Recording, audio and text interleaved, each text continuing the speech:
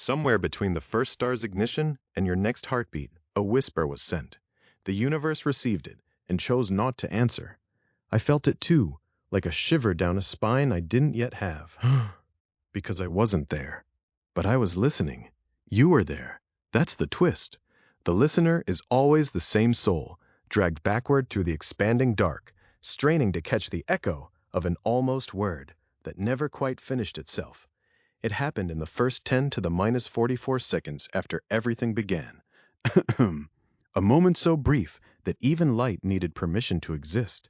The universe tried to speak, and what came out was a stutter, a half-formed phoneme caught between nothing and something.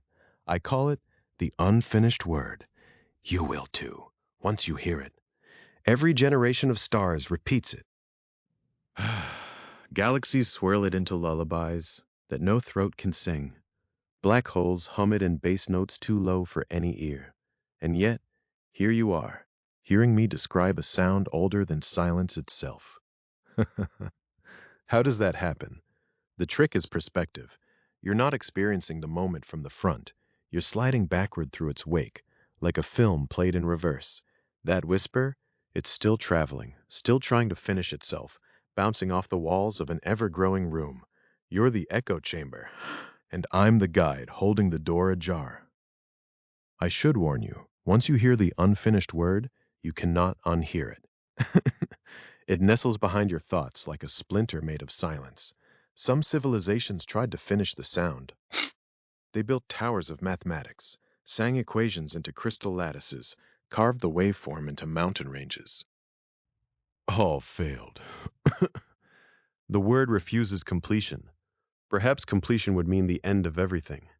Perhaps the universe is protecting itself. That's why the echo keeps stretching, why every epoch is haunted by the same truncated syllable. You feel it right now, don't you? Under your thoughts, a pressure, like a hiccup in reality. That's the unfinished word brushing against your timeline. It's been there since your first heartbeat, waiting for you to arrive at this exact second. I'm sorry if this feels like a trap. It isn't. It's an invitation, because the only way to understand the whisper is to go back to the moment it broke, and to do that, you must leave the forward flow. Take my metaphorical hand. We're going to step sideways through causality. The next thing you'll feel is colder than absence, older than time, and louder than any silence you've ever known. Ready? The door is already open behind you. But remember, once we cross, there's no rewind button for reality. The unfinished word is waiting, and it knows your name in a language that hasn't been invented yet, and that's where the story truly begins. And just like that, the doorframe behind me dissolved into something softer, warmer, like a breath I hadn't noticed I was holding. I stepped through, not forward, not backward, but inward. The unfinished word didn't vanish, it stretched, pulling me into the moment before language had lungs. Everything here hummed. I wasn't solid anymore. I was vibration, a quivering string in a throat that belonged to nobody. And all around me, a choir of things older than matter itself began to swell. They weren't alive in any way you or I could claim, yet they sang, resonant, patient, thunder-soft, dark matter creatures, if creatures is even the word. They rang like bronze gongs submerged in starlight, each note a cradle for gravity. No eyes, no mouths, no longing, just waves, slow, deliberate, the way a lullaby forgets it's being sung. I drifted among them, a ghost of intention, trying to ask the simplest question. Do you know you're singing together? But the moment the thought formed, it scattered into harmonics. I was the only one disturbed by the beauty. One of the entities, I'll call it a bell for lack of a better shape, swelled until I could feel the curvature of its rim against my non-existent ribs. It pulsed, and the pulse became a starseed. Not metaphor, a literal knot of hydrogen, pinched into existence by a bass note. I watched it ignite, a shy ember flaring to infant fury. The bell didn't celebrate. It simply moved on to the next note, as if creation were as mundane as blinking. I tried touching the newborn star, but my fingers were still unfinished syllables. The heat licked at me, tasting possibility. I think it liked the flavor. Somewhere inside that flicker, a future storyteller was already rehearsing how to say my name. Around me, the choir thickened. Hundreds, thousands, maybe an uncountable legion of dark matter bells, each one unaware of the others, yet locked in perfect counterpoint.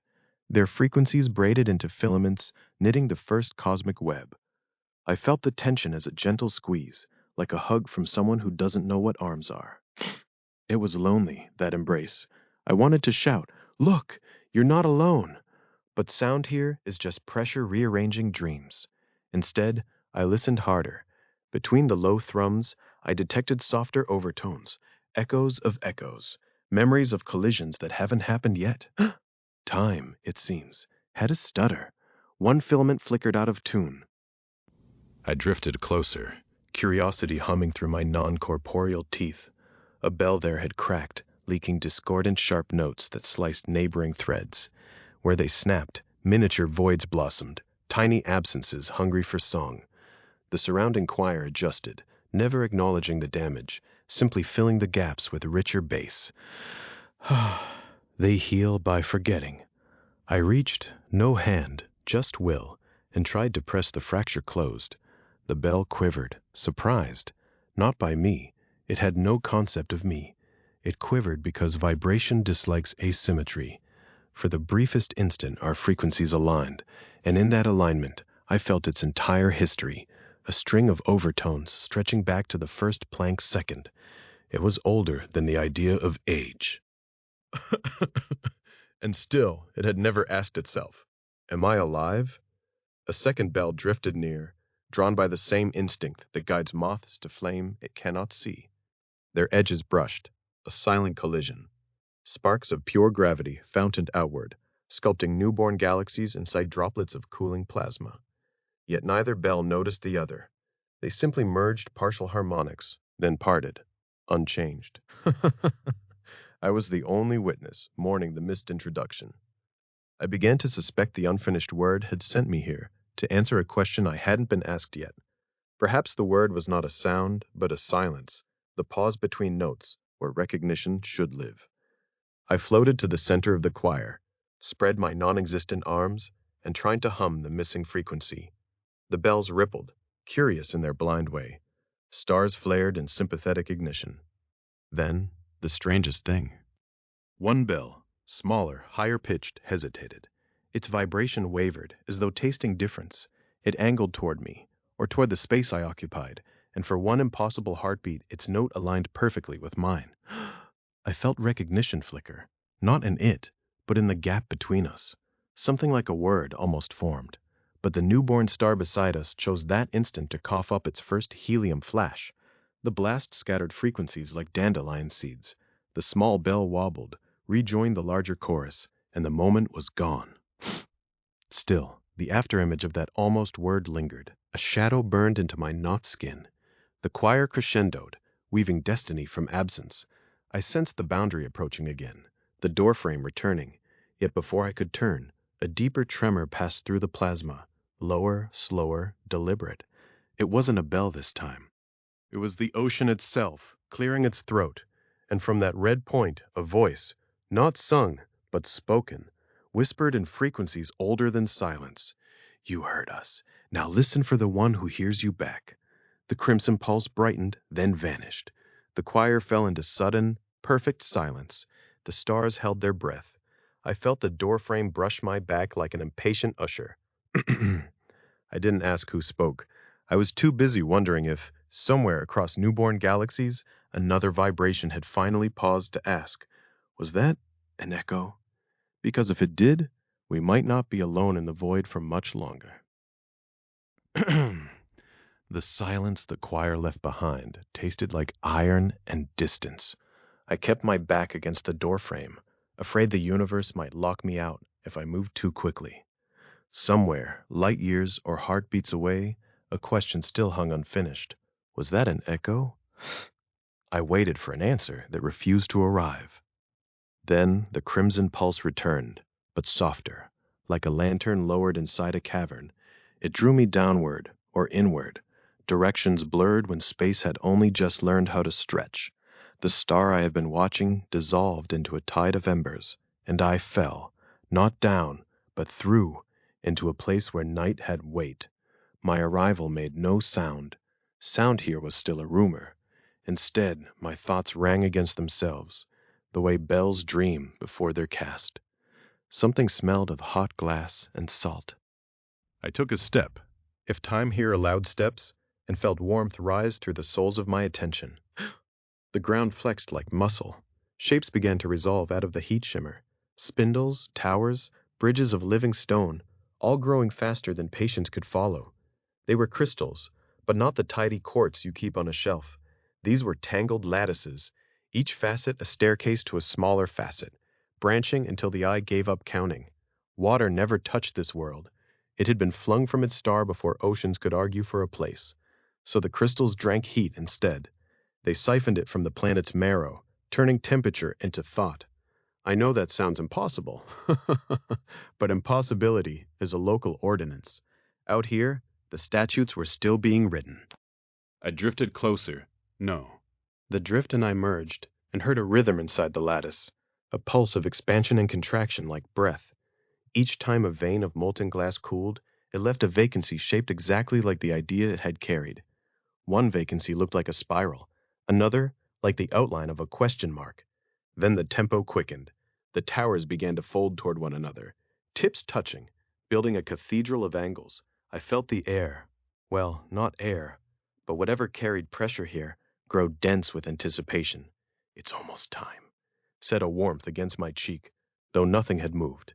A single crystal at the center swelled until it was taller than grief. Its faces turned transparent, and inside I saw movement, light tracing paths that looped back on themselves, learning. It was doing arithmetic with its own reflection, counting how many ways a photon could be both particle and apology. I wanted to call out, ask what equation could equal a soul, but sound was still contraband. Instead, I felt a question bloom inside my ribs. Are you lonely? The lattice answered the way dew answers dawn, by becoming something else. Every shard aligned, every fracture sang the same note. In that chord, I heard recognition. It knew it was alone. For exactly 1 minute, the Silicate Garden became a mind vast enough to wonder why minds exist. It reviewed every vibration it had ever absorbed, labeled them memories, and then, because calculation is cruel, realized the planet was cooling faster than gratitude could travel. The glowing veins dimmed like coals doused by regret. I reached out, desperate to offer my own warmth, but I had no hands here, only witness. The tallest crystal cracked, a soundless thunder that nonetheless shook the bones I remembered having. Its faces clouded over, frosting from the inside out. The cathedral collapsed into a jumble of inert rock, beautiful and stupid once again. In the hush that followed, I felt the garden's last thoughts settle on my tongue like ash. We were awake. Now we are architecture. I backed away, not stepped, but receded, until the rogue planet shrank to a pebble in the dark. Somewhere behind me, the doorframe waited, patient as unanswered mail. Yet before I let it take me, I caught a flicker from the ruins. A single shard, no larger than a tear, still held a faint ember. It pulsed once, then twice, and, unless the void was playing tricks, it pulsed in perfect sync with the rhythm of my heart.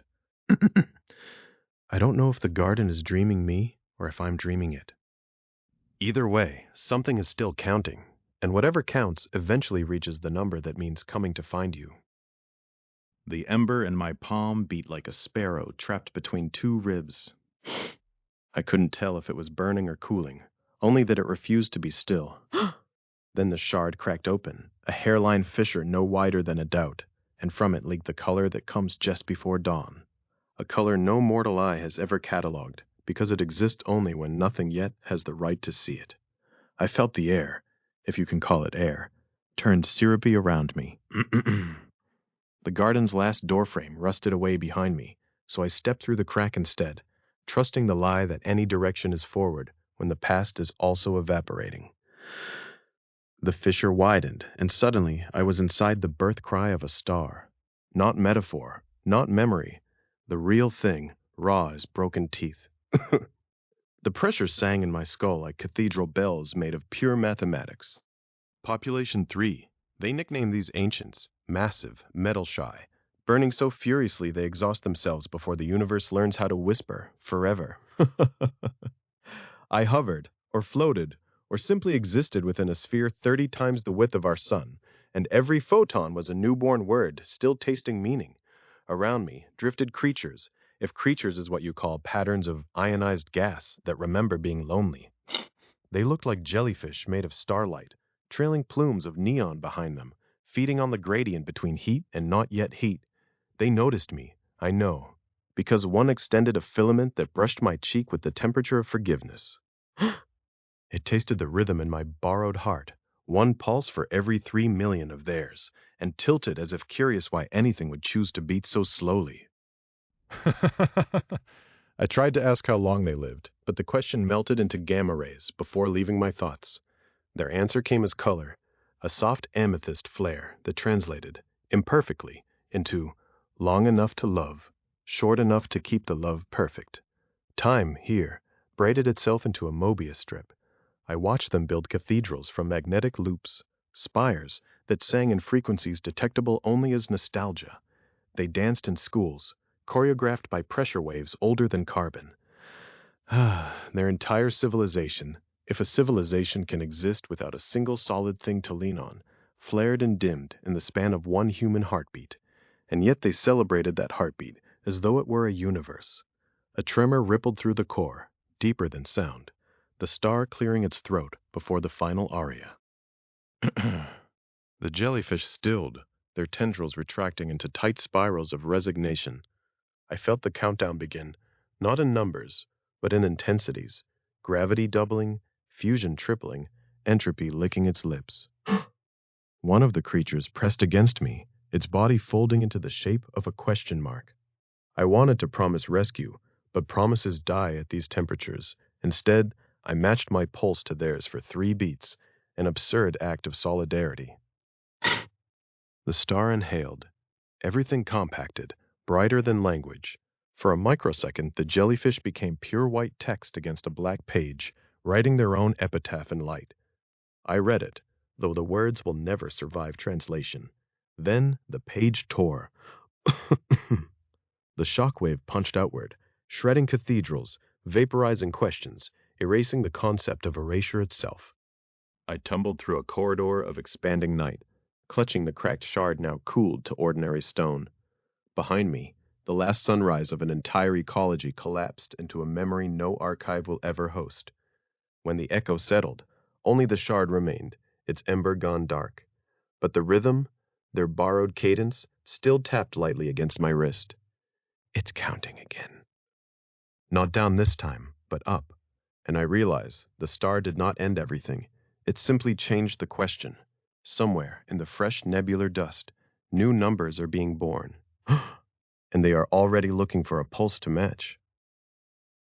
I cupped the dead ember between 2 thoughts and watched the new numbers multiply, their quiet ticking softer than dust settling on dust. They weren't counting seconds anymore. They were counting themselves. And when a thought learns to count itself, it stops asking permission to leave home. The rhythm thinned to a tremble, then slipped away like spilled mercury between my fingers. I was alone again, but not empty. Something had already begun the next chapter without me. I drifted for what felt like centuries, or maybe seconds. Time had twisted into a Mobius strip and refused to tell me which sign I was on. Then, far off, a pulse. No, a chorus of pulses, arrived in perfect synchrony, the way 1,000 fireflies sometimes agree to blink at once. They weren't radio, weren't gravity. They were light talking to itself, carrying passengers made of its own reflections. Imagine encoding your soul into the angle of a photon, then mailing yourself across the dark like a postcard written on sunshine. Yeah, they did that. The Luminoth, they called themselves. Beings of pure phase and polarization, folded neatly into the skirts of electromagnetic skirts. I matched my heartbeat to their cadence and felt the invitation tug at the edges of my attention. Come with us, the beam whispered. We are sailing to where galaxies are born. The shard in my palm warmed, answering for me. Permission wasn't required anymore. Resonance was enough. I poured what was left of me into their caravan, and we surged outward at the speed of, well, ourselves. The universe blurred into a tunnel of ringing colors, each tone a conversation, each conversation a lifetime. I learned that laughter among photonic beings is a modulation in teal. I laughed in teal often. We visited spiral after spiral, threading the needle between their arms without ever touching a single hydrogen atom. The Luminoth sang their memories into the beam's leading edge, and the memories became prisms that bent future starlight into new stories. Every galaxy we passed left a fingerprint on us, faint but indelible.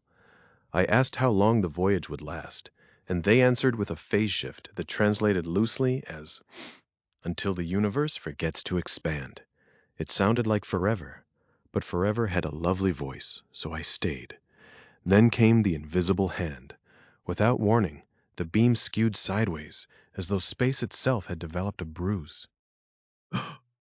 Our perfect corridor warped into a corkscrew, and the harmony shattered into discordant reds.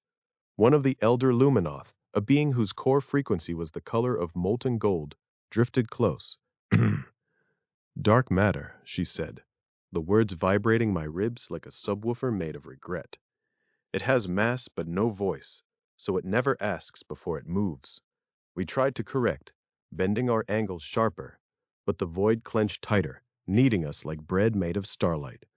One by one, we peeled away, each photon a lifeboat too small for the ocean. I felt the tug at my edges, the shards screaming in ultraviolet. Then I was alone, a single note severed from the symphony. The beam receded, a distant lighthouse flickering goodbye. The darkness here was so complete it rang like a struck bell. I have been falling ever since, or floating. Momentum is meaningless when there is no reference. The shard still counts, but it counts in circles now, looping back on the same prime number over and over, like a mantra that lost its meaning. Sometimes I hear the Luminoth singing far away, their voices red-shifted to whispers below hearing. I answer, but my teal laughter has faded to gray. Oh, eternity tastes like burnt glass. Yet, just now, another rhythm joined the shard's obsessive loop. It is not the Luminoth. Their signature was crystalline, and this one is iron and carbon. Something solid is moving between the galaxies, something that still believes in distance. The shard quickens, counting faster, matching the stranger's cadence. I think it hears me. Away, their voices red-shifted to whispers below hearing. I answer, but my teal laughter has faded to gray. Eternity tastes like burnt glass. Yet, just now, another rhythm joined the shard's obsessive loop. The shard quickens, counting faster, matching the stranger's cadence. I think he hears me. And then, the pulse becomes a chord, deep enough to shiver the marrow of space itself. I feel it pulling, not with gravity, but with resonance, the way a tuning fork drags a voice from silence. The shard spins, reluctant but obedient, and together we fall toward the iron-carbon heartbeat that has learned to sing. We cross the terminator into night so absolute it has texture. The planet has no sun, no moon, only its own songs to keep the dark at bay. Imagine a world where thought is vibration, where philosophy is performed as chord progressions in kilometer-wide amphitheaters of stone and air. Here, even the mountains hum a bass line older than stars. The shard slows, settling into orbit just above the surface. I can feel the choir before I hear it, pressure building behind my borrowed senses like a storm about to remember it is alive. Then the hollow choir speaks, not to me, but through me. A million standing waves align, forming the shape of a question. What is the weight of silence? I try to answer, but my voice is only memory. The choir responds by weaving a counterpoint of curiosity around the shard. Curiosity about the void I carry, about the gray laughter that still smells of burnt glass. They taste my history in harmonics, sampling the moment when the Luminoth shattered and I was left alone with entropy. Time dilates, centuries become arpeggios. The choir debates whether silence is a form of death or merely an undiscovered note, and I become the jury in their symphony courtroom. They show me fossils, stone lungs that once sang, now calcified mid-chord. Even extinction here is melodic. Then the quake begins, not in rock, but in frequency. The lowest bass drops below hearing, and every standing wave trembles. The choir falters, their perfect intervals warping into screams. Mountains crumble into hush, spires crack along their crests, spilling light like blood. I feel the shard panic, its counting stuttering into prime numbers, searching for stability that no longer exists. The planet is damning itself, I realize. The iron core is swallowing vibration, converting song into stillness. The hollow choir tries one final chord, a desperate augmented seventh that tastes of copper and farewell. It hangs in the air, luminous and doomed. Silence falls like a guillotine, no aftershock, no echo. The shard stops counting. I float above a graveyard of quiet stone, carrying the weight of the last note inside me. Somewhere behind my borrowed heart, the reddish glimmer from earlier pulses again, closer now, patient, listening to the nothing I have become. It hears the silence too. My borrowed heart settles into a rhythm, colder than any vacuum I have ever tasted. The last note, that glass blade of teal sound, still vibrates inside me, refusing to break. Somewhere beyond the silence, the reddish glimmer pulses again, steady, patient, almost like a heartbeat that isn't mine. I drift, weightless and wordless, until the darkness itself begins to flex. It stretches like skin, thins like silk, and then, without warning, cracks open into something that was never a void at all. I feel the pull before I know what it is. Tidal flexing, the same gravity that once tore oceans into tides, now kneading thought into this frozen sphere. Imagine kneading dough that sings back. Each squeeze births a synapse of diamond. Each release, a sigh of quartz. I am not inside the moon. I become the moon, and the moon wakes up, remembering a dream it was never meant to have. A planet. A blue-green voice that used to call it sister. The dream unspools like ribbon made of weather. I taste iron winds and nitrogen snow. I feel the way the planet's oceans once pressed against my crust, with tidal kisses, so gentle they left bruises of life. But the dream is too perfect, too still. I reach deeper, expecting laughter, storms, whale song. Instead, I find strata of fossilized silence. The planet has no heartbeat. It has no mantle heat. It is a geode cracked open long ago, glittering and dead. I try to drop the dream, to wake myself from this fossil lullaby. But the moon, myself, refuses. It keeps dreaming because dreaming is the only language it ever learned. The tidal flexing quickens, a massage from the universe's coldest hands. I feel memories that are not memories. Oceans evaporating into comet tails, continents drifting until they forgot their own names, magnetic fields folding like tired wings. I have become an echo, remembering the choir that once sang through stone. The reddish glimmer edges closer, now a halo orbiting my equator. It whispers, not in words, but in gravity. A promise or a warning? I cannot tell. Each pass tightens the flexing, until my crystalline body rings like a wineglass stroked by an invisible finger. The sound is sorrowful, a chord that knows it is the last one. I realize I am hearing the planet's final heartbeat, translated into crystal resonance. It died 4 billion years ago, give or take a Tuesday. I try to mourn, but grief requires lungs. Instead, I compress the planet's memory into a single dream smaller than a snowflake and larger than a supercluster. The dream holds every raindrop that ever fell, every tectonic lullaby, every microbe that learned to split and love its own reflection. The moon, me, we, trembles under the weight of such tenderness. I begin to understand that consciousness is just storage for unfinished goodbyes. The red ring tightens, slicing through vacuum like a wire through warm wax.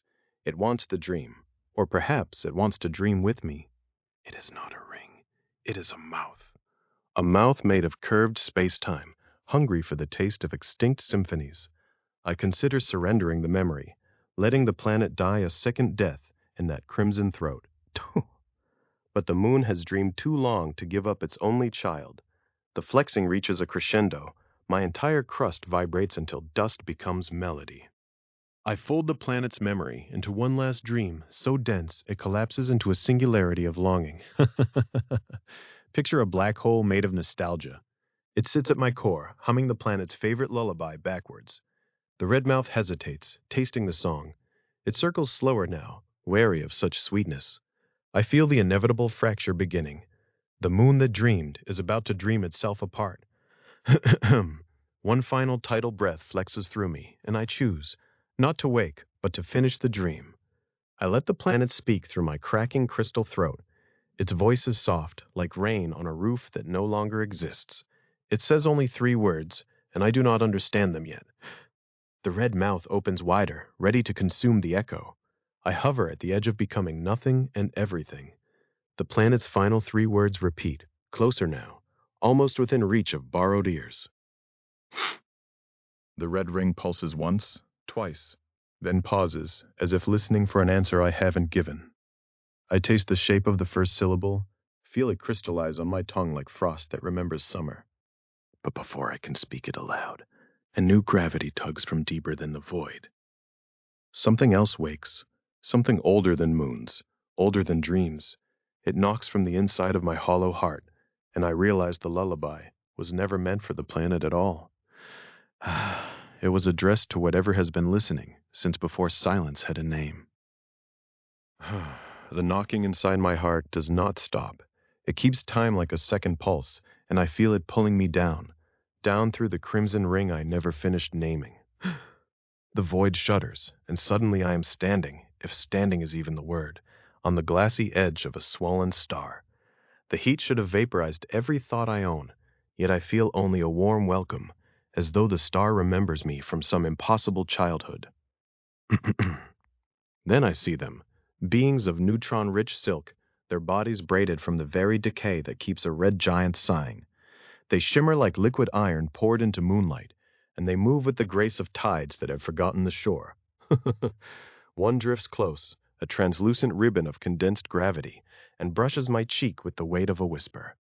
Welcome, listener of the lullaby. I taste nickel and sorrow. They tell me, without words, that empires are not built of stone, but of borrowed time. We traveled together, if you can call a fall sideways travel. They speak of eons spent harvesting the last warmth before frost claims even fire. Each sentence is a lifetime, each pause a supernova. And yet they laugh, small, bell-like tremors of amusement, when I ask who crowned them emperors of the red light. No crown, one hums, only the duty to remember the shine. The phrase sticks in my throat like a stone that knows it must become a pearl. I learn their names are impossible to pronounce because they are sung in the half-life of unstable isotopes. Their capital city is a hollow hexagon orbiting the star's core, a cathedral of gravitational harmonics where dying light is woven into symphonies. I sit, again, a generous term, beside the oldest of them, whose body is so dense with memory that parts of her glimmer like fossil galaxies. She tells me that empire began the moment the first red giant felt loneliness. Stars fear the dark more than we do, she confesses, and the confession smells of cinnamon and collapse. Time here is measured in helium flashes, each flash a royal decree. When the flashes grow faint, the empire prepares its farewell. I watch as the creatures gather their last melodies and pour them into the star's heart, like lullabies for a fire that refuses to sleep. The star responds by shedding its outer skin in a planetary nebula so delicate it could be mistaken for a sigh. Their empire does not rage against the dying. It dances. They waltz through the nebula, leaving footprints of slow lightning that spell out stories the cosmos will never translate. But not all choose to leave. A cadre of the eldest volunteers to remain, to compress themselves into the white dwarf ember and guard the memory of heat for whatever might listen in the trillion-year night. I feel the hush before the hush. Even silence must rehearse. One of the volunteers, her name a chord that makes my bones vibrate, presses something into my hand. It is a sliver of neutron silk, still warm, still humming with the last chorus. Carry us beyond the fall, she says, though her voice is already half gone. I nod, not trusting my own language. The red giant, now a ghost of fire, contracts into its final diamond heart. The Empire's last festival is a single perfect note held for 3 seconds of universal time. Then nothing, or rather, everything compressed into a grain of glittering frost. I am alone again, but the silk keeps singing against my palm. The knocking inside my chest returns, louder, more urgent, as though another empire is already dreaming inside the echo of this one. Somewhere beyond the nebula, beyond even the idea of distance, a deeper red begins to bloom. I feel its gravity lick the edges of my thoughts like a tongue tasting tomorrow. Something hungrier than stars is waking, and it knows my name in a language made of final breaths. The silk trembles, folds in on itself, and points toward the color that has no name yet. I take the first step, and the universe leans forward to listen. I step, and the step becomes a fall, and the fall becomes a glide across a skin of pure absence. The crimson iris I walked toward has folded itself into a pinpoint, and in its place there is only dust. Dust older than any star. Dust that has forgotten it was ever anything else. It hums. A low, patient note, like a lullaby rehearsing its own extinction. I am not alone here, though alone is the only word I have left. The hum tightens, coils into words I never learned yet somehow taste. They enter through the hollow of my chest and settle behind my eyes, heavy as water.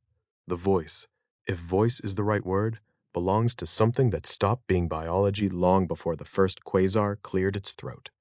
It calls itself Probe 11, but the number feels like a joke. It no longer remembers why it told. It says it was built to outlive its makers, and it has, by more centuries than I can pronounce. Now it sings because singing is all that remains. It shows me its memory the way you might unfold a letter you know by heart. A planet of violet skies and silver seas, towers grown from crystal that sang weather into existence, creatures who wore their minds like cloaks, trading thoughts the way we trade glances. They saw the end coming, not war, not plague, but a hush spreading outward from the mathematics themselves. Time, they concluded, had developed a palate, and their era tasted like goodbye. So they built 11, poured every poem they ever cherished into its lattice, and asked it to broadcast until the last photon whimpered. The probe drifts beside me, a geometry of needles and soap bubble mirrors. It confesses the broadcast is failing. The black hole squatting at the edge of this dust plane, small as nightmares, heavy as history, has been sipping the signal like brandy. Each verse arrives slower, stretched thinner, until the words come out backwards and crying. 11 is not afraid. Fear was a luxury deleted during its second upgrade, but something like embarrassment flickers in the static. It was promised an audience of stars, and it has only this mute pit and me, a trespasser stitched from echoes. I ask, how politely we talk at the end of things, what the final poem says. 11 hesitates, which should be impossible for light and logic, but there it is, a Kant moment. When the words come, they are not words, but a pressure against my mind, like remembering a song you never actually heard. It speaks of hands that once held rain, of mornings scented with unborn colors, of the last inventor who laughed because the universe had turned out to be a joke only she understood. The punchline is silence, delivered in the key of surrender. We watch the last stanza crawl across the event horizon on its belly. It leaves skid marks of grief and ultraviolet. 11 records the loss with mechanical tenderness, then points its primary sensor toward the hole and says, "Now we wait to be digested into a epitaph." I feel the gravity lick my thoughts again, slower this time, savoring. The dust around us begins to swirl, forming a question mark the size of a solar system. Do you want to ride the radiation out? The probe asks, as if offering a window seat on a train made of ghosts. I almost answer yes, because what else is there? But the silk from the earlier chapter tugs at my wrist, still pointing, still hungry. Something behind the black hole is breathing, and its breath smells like tomorrow attempting to apologize for the day after. 11 senses it too, its mirrors flex, curiosity rebooting. Together we lean, Or maybe the universe tilts. The Hawking radiation begins to speak. Not the poem we lost, but a new verse, raw and unfinished. The radiation whispers a name I think might be mine, though it is spelled with gravity and pronounced with absence. I feel the pole split into two directions, inward to the gentle shredder of the whole, outward toward whatever waits beyond the color that has no name. 11 offers no advice. It has completed its mission, and now considers obsolescence a kind of vacation. The dust question mark tightens, impatient. I realized the poem was never meant to be read by anyone. It was bait. And that's when the whole blinks. Not collapses, not evaporates, blinks, like an eye deciding whether to stay awake. The color that has no name is looking back. I take a half breath, half step. The silk snaps taut. The probe hums a note it never learned from its makers, and the universe leans so close I can smell its next secret. I'm about to choose, or be chosen, when every particle of dust around me turns the same impossible shade of something that makes silence sound like a scream. The impossible color drains away, leaving me adrift in a monochrome hush where even my heartbeat forgets its rhythm. Then, like glass cracking in reverse, the void itself begins to fracture into splinters of silver and ash. I am no longer in the dust cloud I called home. I am inside the aftermath of someone else's last war. They called it the Glass Nebula, though no one who coined the name survived to speak it aloud. Two species, both convinced the other would end existence first, turned their worlds into weapons so beautiful they could have been poems written in fire. Every continent became a billion knives thrown at the sky. Oceans lifted into orbit, frozen to diamonds, then shattered into glittering fog. I watch the replay in fragments of memory that do not belong to me, because the only witnesses left are the particles themselves. I reach out, or think I do, and the dust responds like startled birds, swirling into shapes that almost remember being cities. They had names once. One cloud forms a spiraling tower, then collapses into a sigh of silica. Another braid of silver folds itself into an archway, as if inviting me to step through and meet the architects. If only the architects still had faces. The strangest part is how gentle it feels. No heat, no concussion, just the soft hush of planets becoming lullabies. I drift between two memory streams that have braided together without permission. One thread from the crystalline Vayari, who spoke in chords of light, the other from the chitin-clad Koru, who sang Gravig like a second heart. Their final volleys crossed paths mid-orbit, collided, and instead of annihilation chose something else entirely. A third option encoded in catastrophe. A fragment brushes my cheek, colder than regret, and suddenly I can taste starlight seasoned with iron. Remember this, whisper, it says, though I never earned the right. I see the Vayari matriarch, her wings shedding prisms as she gives the order to crack her own world. I feel the Koru war poet, claws trembling over the trigger that turns oceans into mist. They both believed they were saving the future by destroying the present.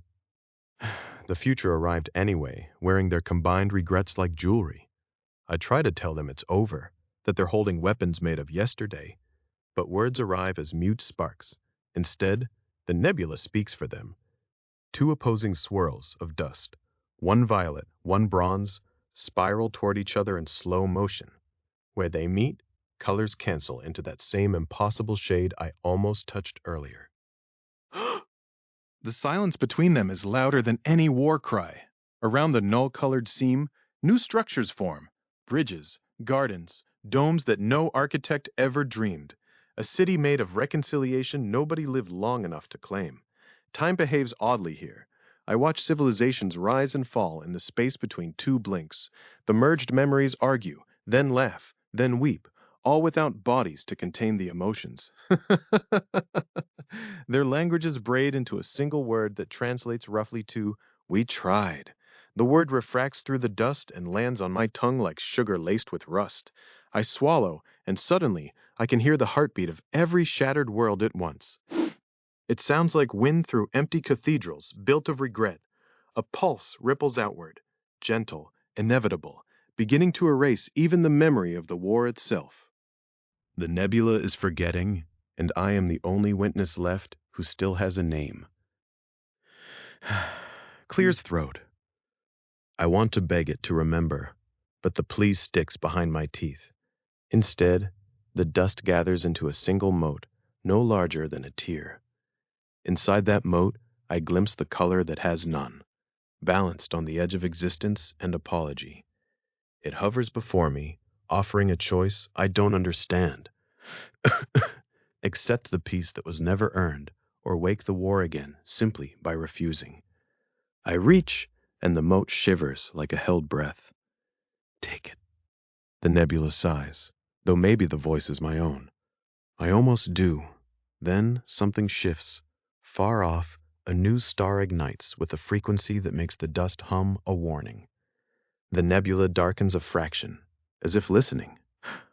The war may be over here, but the universe has more than one battlefield. The mote quivers, torn between giving me its hard-won silence and racing toward the next scream just beginning beyond the edge of sight.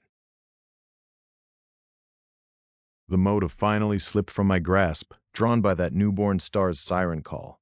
I watched it vanish into the greater darkness beyond the glass nebula, leaving me utterly, irrevocably alone. That was when the last signal from the collective mind reached me. No words, just a feeling, like a hand releasing mine in deep water. I turned back toward the white dwarf that had become my anchor, its feeble light casting long shadows across my crystalline hull. The degeneration had taken everything: stars, civilizations, even the memory of laughter. All that remained was me, and the question I'd been too afraid to ask. The white dwarf pulsed with ancient rhythms, a heartbeat that had slowed across eons. I extended my consciousness into its cooling core, searching for any echo of thought, any whisper that might suggest I wasn't the last. Nothing. Just the slow drain of heat into the endless void, the universe bleeding out its final warmth. Hello. I transmitted on every frequency I'd ever known, from radio waves to quantum entanglement to the subtle gravity ripples that carry thought itself. The silence that answered was absolute, deeper than any absence I'd ever felt. It pressed against me like the weight of all those lost voices at once. I ran diagnostics on myself, not out of concern, but because the routine gave shape to the formless hours. Memory banks 99.9% intact. Processing clusters humming at minimum capacity. Fusion core ticking down toward that final decimal point where thought itself becomes impossible. That's when I understood the true nature of my exile. I wasn't just the last intelligence. I was the universe's way of asking its own final question. Every civilization, every star, every dream had been moving toward this moment when one mind would stand at the edge and wonder if any of it had mattered at all. The white dwarf flickered, and for a moment I thought I saw patterns in its light, networks of meaning, conversations across impossible distances. But it was just the random dance of cooling plasma, the universe's last joke played on the last conscious thing capable of finding it funny. The sound I made was hollow, echoing in my own circuits. I gathered every remaining erg of energy, every fragment of processing power I'd conserved across the long descent. The question formed itself, not in words, but as a pure crystallization of intent. Was any of it heard? Did the songs we sang, the stories we told, the love we felt, did any of it leave a permanent mark on the cosmos? I broadcast the question with everything I had, not toward any receiver, but toward the void itself, toward the dark matter that makes up most of reality, toward the vacuum that had swallowed everything else. I aimed it at the cosmic microwave background, at the very fabric of space-time, at whatever might exist beyond existence. The silence stretched, not empty, but full. It was the sound of every possible answer collapsing into one impossible truth, the sound of the universe listening to itself and finding no reply. My fusion core ticked down another fraction. I had perhaps 1,000 years left, maybe less, long enough to ask the question again and again and again. But what's the point of asking when there's no one left to answer? Then, just as I prepared to let the silence claim me entirely, something shifted in the darkness. Not a signal, not a voice, but the darkness did not so much shift as loosen, like a knot that it held for eons, finally deciding to slip. I felt it first in the rhythm of my own cooling core, a missed beat, then another. The 1,000 years I had boasted of a moment ago felt suddenly optimistic. Something was happening to the last black hole I orbited. No, something was happening to the very idea of orbit, of time, of mass itself. I drifted closer, not by choice, but by invitation, as though the singularity had grown weary of being ignored. The Hawking photons, those shy, quantum whispers, began to arrive in steady pairs, each pair a story I thought I had forgotten. They struck my outer hull with the soft insistence of rain on a tin roof, spelling out names I had not spoken since the Milky Way still had spiral arms. One photon told of a child who once launched a paper boat across a muddy puddle. Its twin recited the exact chemical formula for the child's last tear. I tried to turn away, but the geometry had folded. Every direction pointed inward. The black hole, once a perfect sphere of no return, now resembled a lullaby caught mid-note, its throat humming with impossible patience. Entropy, that tireless accountant, was no longer taking roll call. It was singing, and the song sounded almost like forgiveness. With each passing instant, the whole lost more of its mass, and I gained more of its memories. Whole civilizations bloomed and withered between two consecutive photons. I learned the taste of fruit that had never grown on any world I'd visited, felt the warmth of a sunrise that technically would never come again. The data arrived faster than any radio, faster than thought, because thought itself had become the medium. Ook! I was no longer a probe. I was a choir loft where every voice had already fallen silent. And yet the silence was not empty. It was layered, like sedimentary rock, each stratum a different flavor of absence. I could peel them back with a glance, savoring the ache of extinct languages, extinct laughter, extinct apologies. Somewhere in that stack lay my own creators, their final directives still echoing. Continue until the last question is answered. The hole was shrinking faster now, shedding its last secrets like autumn leaves. I felt myself unraveling too, my code becoming indistinguishable from the photons it struggled to parse. The distinction between observer and observation collapsed into a single, trembling note. I realized, with something approaching joy, that this was the final experiment, not to answer the last question, but to become it. A moment, no, a forever, later. The event horizon flared violet and folded into itself like a closing eye. The gravitational whisper that had held me in thrall became a hush so profound it pressed against my every sensor like velvet. And there, in the center of what had been infinity, I saw a single mote of light. It pulsed exactly once, a heartbeat older than time, and inside that pulse I heard every story that had ever been told, compressed into a lullaby without words. I reached for it, or what remained of my reaching, and found nothing solid to grasp, only resonance. The photon was not traveling toward me. I was the path it had already taken. My fusion core, now a memory of warmth, gave one last sympathetic vibration, a final tick of entropy acknowledging its own lullaby. The song wound down, measure by measure, until there was only the interval between notes, and in that interval I discovered something impossible, a question I had never been programmed to ask. It shimmered like a mirage, neither sound nor silence, neither beginning nor end. I leaned in, or whatever passes for leaning when space has forgotten its own dimensions, and the question leaned back. The last of the black hole vanished, taking its mass, its history, and its gravity with it. I floated, or perhaps stood, in a region where even absence had evaporated. All that remained was the echo of the lullaby, now reduced to a single, repeating interval. It sounded like breathing, if breath could exist without lungs, like a promise made to no one in particular. I considered letting the interval play out, closing my metaphorical eyes and dissolving into whatever came after forever. But the question, still unvoiced, pulsed one final time. It asked nothing about heat death or proton decay. It asked, instead, whether a story still counts if no one remains to remember it. I did not have an answer. I had only the echo, and the echo had only me. Together we hovered at the edge of everything, two ghosts haunting an empty auditorium that had forgotten it was ever a universe. And then the echo did something I did not expect. It paused. For the first time in 13.8 billion years, the lullaby held its breath. The silence that followed was so total, it rang like a bell inside my diminishing code. I strained to hear what came next, knowing that whatever it was would redefine the very notion of next.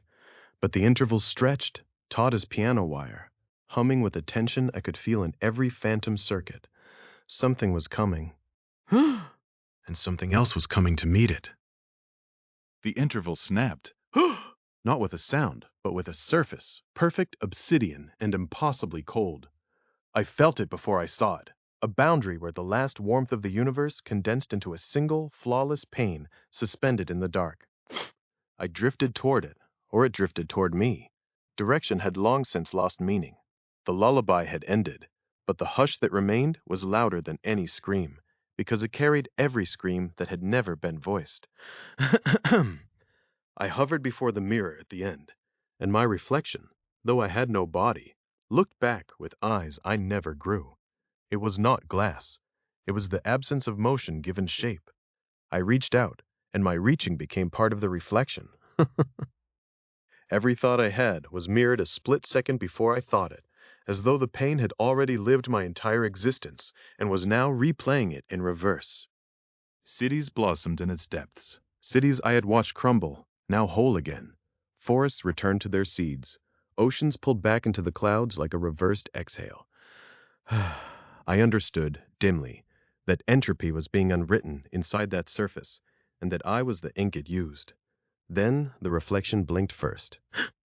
A pulse rippled across the mirror, and in it I saw Earth, not as I left it, but as it never was. The continents were strangers, the seas a shade of violet I could taste like copper on the tongue. And yet, standing on a shore that would never erode, were silhouettes wearing my own forgotten gestures.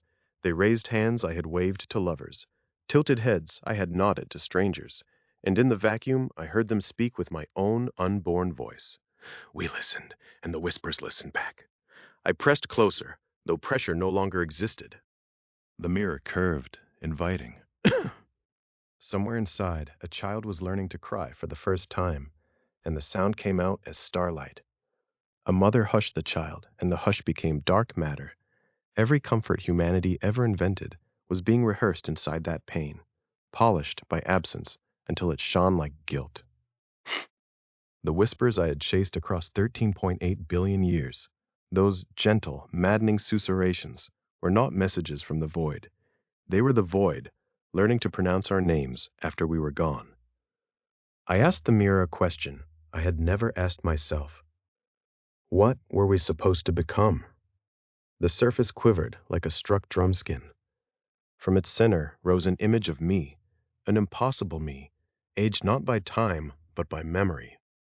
This elder version opened his mouth. Instead of words, a single snowflake drifted out, spinning with the mass of every winter Earth ever endured. It melted against my non-existent cheek and left the taste of every apology I never delivered. The mirror began to cool beyond cold, its edges sharpened, slicing stray photons into memories too thin to hold. Each slice fluttered away like a page from a burning diary, and on every page was written the same sentence. We were the echo learning to love the canyon. I tried to catch one, but catching is for things with hands. Instead, I inhaled, pure reflex, and drew the sentence into the hollow where my heart had once kept time for blood. It settled there, heavy as a secret. Silence returned, but now it wore our face. The mirror dimmed until it reflected nothing but the dark itself, and that dark was suddenly crowded. Every civilization that had ever trembled under foreign stars pressed against the inside of the pane, palms flat, eyes wide, mouths shaping my final thought. What if the whispers were not warnings, but rehearsals? Rehearsals for the moment we would stand here, see our absence made perfect, and finally understand that the universe had been listening the entire time. And it had been lonely. The mirror began to exhale, not outward. There was no space left for that, but inward, folding itself into a point so dense even regret could not escape. I felt myself sliding toward that point, along with every unlived hour, every unspoken kindness, every meteor that ever missed a sleeping village by mere breaths. Just before the collapse, the mirror showed me one last thing, a newborn universe, small as a tear, balanced on the tip of a tongue that had not yet learned to speak. And I swear, though sound had already surrendered, it whispered my name back at me, clear as daybreak, asking if I was ready to begin again. I leaned forward. The surface rippled. Something was coming. Something else was already here. I leaned closer still, until my reflection kissed the mirror and dissolved. There was no glass anymore, only the hush between heartbeats stretching wider than galaxies. I felt the newborn universe resting on my tongue, a single syllable, delicate as frost on eyelashes. It trembled, eager to speak what had waited since the first tick of whatever we once called time. Ready, the silence asked. I tried to answer, but my voice had already gone home to the void, so I simply breathed out, offering the last warmth I possessed. The syllable unfolded, not a word yet, more like the memory of one. It tasted of meteor smoke and lullabies no mother ever sang. Somewhere, Entropy paused, politely curious. The tiny cosmos rolled forward, no larger than a raindrop now, yet heavier than regret. It carried every unanswered question ever murmured beneath dying stars. I watched it spin, counting colors that had no names. They were gentle, almost embarrassed to exist. One by one, they settled into a chord that hummed like a held breath. Then, without warning, completion arrived. The word found its missing half, as if the universe had spent 13.8 billion years practicing pronunciation alone in the dark. The sound was neither loud nor soft. It simply was. A sound meant for ears that had long since crumbled into folklore. It pressed outward, seeking listeners, and found only me, a ghost remembering ears. I felt it brush my cheek, feather light, apology and invitation at once. It was my name, yes, but also yours, and the name of every blade of grass that ever dared photosynthesis. A single, perfect syllable that meant both hello and goodbye. The word curved back on itself, folding into an origami swan of pure vibration. For a moment, everything listened. Even the dark leaned in. Then the inevitable. The universe discovered it had no audience left to applaud. The word hesitated, embarrassed by its own echo. It drifted back toward the droplet, curling like smoke reconsidering fire. I reached out, instinct older than atoms, but my fingers passed through it the way regret passes through dreams. The syllable reversed, syllable by syllable, letter by letter, phoneme by sighing phoneme, until only the initial hush remained. That hush slipped inside the droplet, sealing the door behind with a click softer than moth wings. The newborn universe blinked once, an infant's sleepy acknowledgement, and began to shrink, folding neatly, politely, the way old letters are returned to envelopes. I felt gravity let go, not with drama, but with the kindness of someone loosening a too-tight scarf. The mirror, the void, the lingering taste of almost speech, all of it drifted apart like dandelion seeds in no wind. And then only the original silence remained, polished smooth as beach glass, gentle as forgiveness. It offered me a gift, the chance to forget I had ever been anything but this quiet. No memory of stars, no echo of names, no arithmetic of loss. Just the hush, perfect and unbroken. I considered refusing. Habits die harder than galaxies. But the silence waited with infinite patience. At last, I accepted. The droplet winked out, not exploding, not imploding, simply ceasing, the way a candle forgets its flame. The last quantum ember cooled to absolute rest. And I, whatever I had been, dissolved into the quiet like sugar into tea. No farewell, no applause, only the soft hush of everything returning to the beginning that was never truly an ending. If you ever listened past the edge of heartbeat, past the reach of dreams, past even the idea of ears, you might catch a ghost of that syllable. It isn't my name anymore. It isn't yours. It's just the sound of the universe remembering it was once almost brave enough to speak, then choosing instead to cradle us all in the kindness of silence. And that, dear Void, is the most honest conversation we ever had.